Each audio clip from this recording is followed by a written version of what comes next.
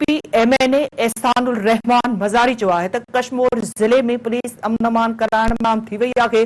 अहम ख़बर वाके ॾियूं पिया। PPMN एहसानुल रहमान कंदरकोट पहुची मुगवी जगदीश ऐं जे वारसनि सां मुलाक़ात कई। एहसानुल रहमान मज़ारी जो चवणु आहे त ॾोहारनि वटि जदीद हथियार आहिनि। सामान पुलिस एहलकार कहिड़ो मुक़ाबिलो करे सघंदा।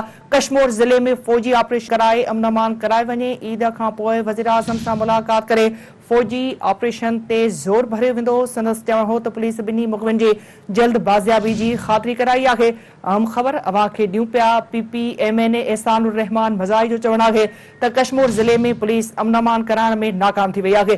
PPMN एहसानुल रहमान मज़ारी कंदरकोट पहुची मुगवी जगदीश ऐं जे वारसनि सां मुलाक़ात कई आहे। उन मौक़े ते एहसानुल रहमान मज़ारी जो चवणु हो त ॾोहारनि वटि जदीद हथियार आहिनि।